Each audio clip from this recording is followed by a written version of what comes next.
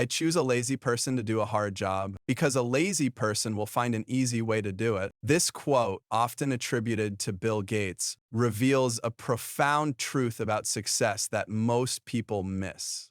The most efficient workers aren't the ones putting in 80-hour weeks. What if everything you've been taught about hard work is actually holding you back? After studying the habits of unusually successful lazy people for over a decade, I've identified 7 specific traits they share that the perpetually busy lack, and they're not what you might expect. What if I told you that some of the most brilliant minds in history were notoriously lazy? Not lazy in the traditional sense of being unmotivated or careless, but strategically lazy in how they structured their days and conserved their mental energy. Charles Darwin, Albert Einstein, and Winston Churchill, giants who transformed our understanding of the world, all worked far fewer hours than today's average professional. Darwin, the father of evolutionary theory, maintained a work schedule most people would consider laughably light. He worked just 3 hours each morning and 1 hour in the afternoon. During those focus periods, he developed theories that fundamentally altered how we understand life on Earth. The remaining hours weren't filled with busy work or endless meetings. Instead, Darwin took long walks through the countryside, read widely outside his field, and engaged in correspondence that sparked new ideas. His limited working hours weren't a limitation, they were his advantage. Einstein followed a similar pattern of strategic rest. While working as a patent clerk, he dedicated specific hours to deep theoretical work and protected large blocks of time for what many would call doing nothing. He played violin, sailed, and took extended walks. During these periods of apparent idleness, his subconscious mind continued processing complex theoretical problems.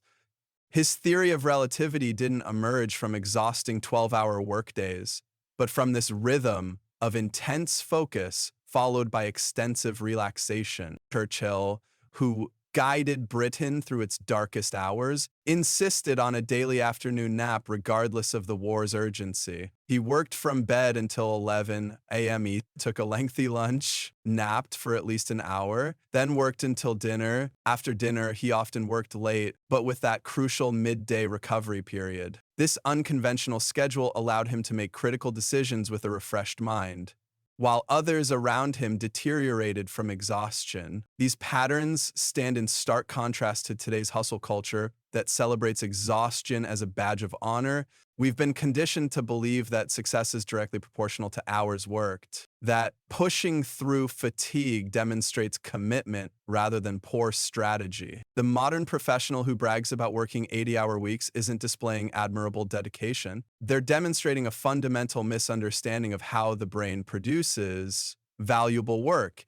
Neuroscience now validates what these historical figures intuitively knew. Your brain operates in 2 distinct modes, focused and diffuse. The focused mode handles direct problem solving and analytical thinking. The diffuse mode, activated during relaxation, walks, showers, or even naps, makes unexpected connections between ideas and generates creative insights. Both are essential for breakthrough thinking. When you're perpetually busy, you rob yourself of the diffuse mode, where many of the most valuable ideas emerge. Research from the University of California found that the brain's default mode network, the system active during rest, plays a crucial role in memory consolidation and creative problem solving.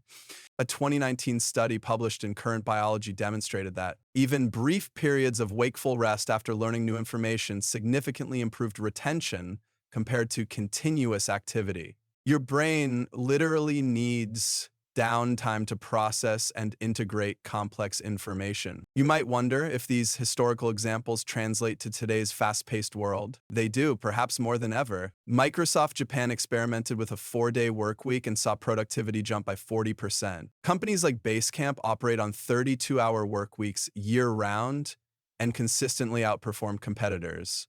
The digital agency normally requires employees to work just 4 hours a day and has built a thriving international business These modern examples confirm that strategic laziness, as the deliberate conservation of mental energy, remains a competitive advantage. The true insight isn't that these geniuses avoided work. Rather, they understood that mental energy, not time, is the fundamental currency of productivity.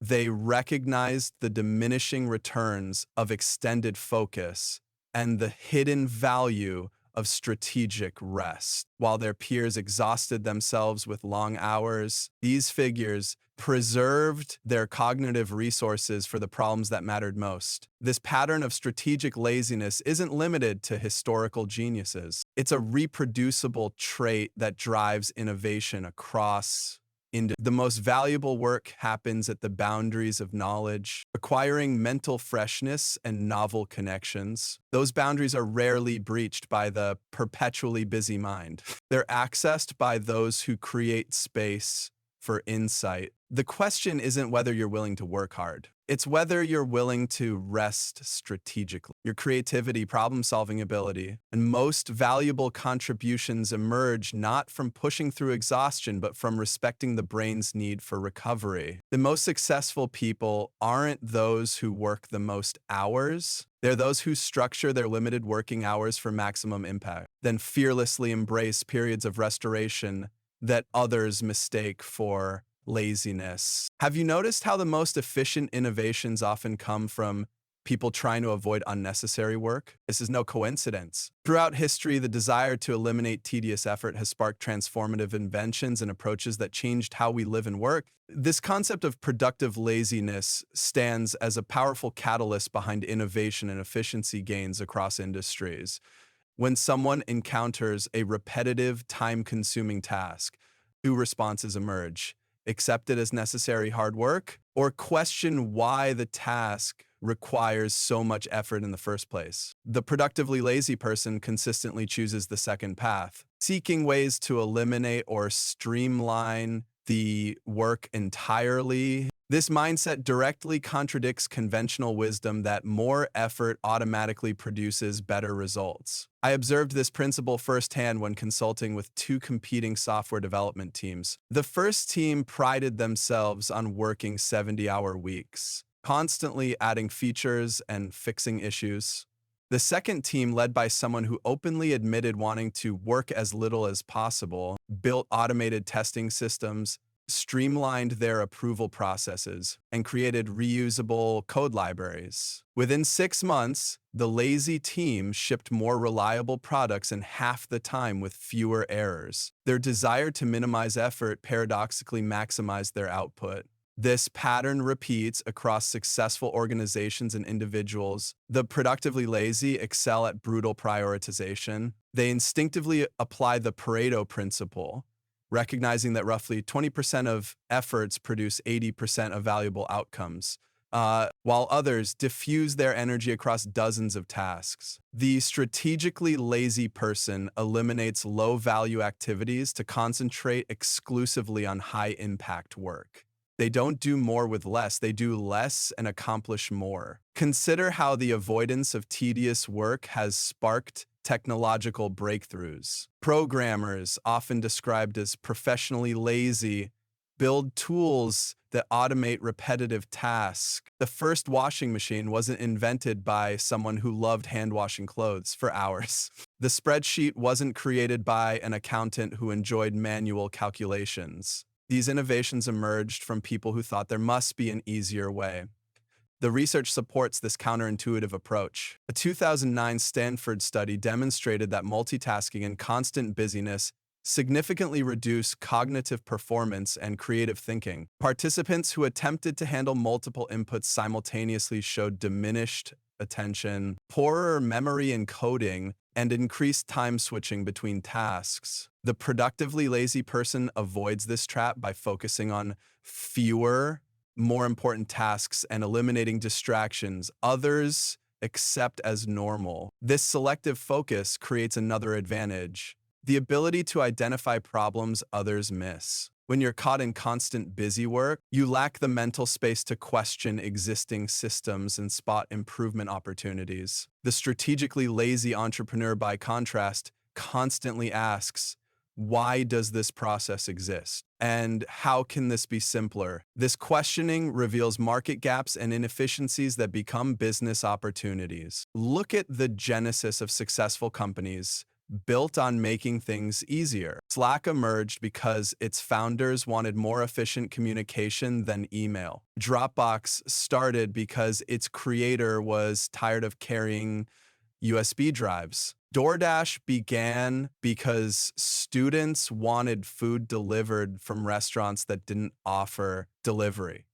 Each of these multi-billion-dollar companies originated from someone wanting to eliminate and not from someone eager to work harder. Even in physically demanding fields, this principle holds true. The most effective construction workers aren't those exerting maximum effort, but those who understand leverage, proper tool use, and efficient sequencing of tasks. The strongest weightlifters focus obsessively on technique and efficiency of movement, not just raw effort. Across domains, working smarter consistently outperforms working harder. The most innovative solutions typically come from people looking to minimize effort, not maximize it. This isn't a justification for apathy or disengagement. The productively lazy person isn't avoiding all work. They're strategically targeting their limited energy toward what genuinely matters while ruthlessly eliminating everything else. They question processes others blindly accept and see possibilities others miss precisely because they refuse to waste effort on low-value activities. But this raises an important question. How do you distinguish between destructive laziness and strategic efficiency? The difference lies in the outcomes. Destructive laziness avoids immediate effort only to create larger problems later. Strategic efficiency temporarily increases effort to permanently reduce future work. The first ignores important tasks, the second redesigns them. The first seeks comfort through avoidance.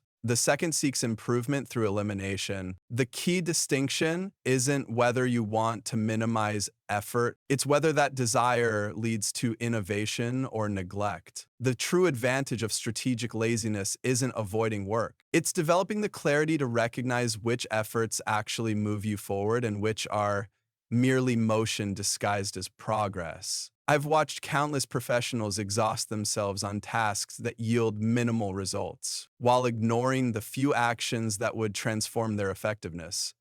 Start implementing this approach today. Identify one task you're currently overworking and experiment with a more focused, minimal effort approach. Ask yourself what would happen if you cut your time investment in half but doubled your intention. In a world that celebrates exhaustion, your willingness to be strategically lazy might become your greatest competitive advantage.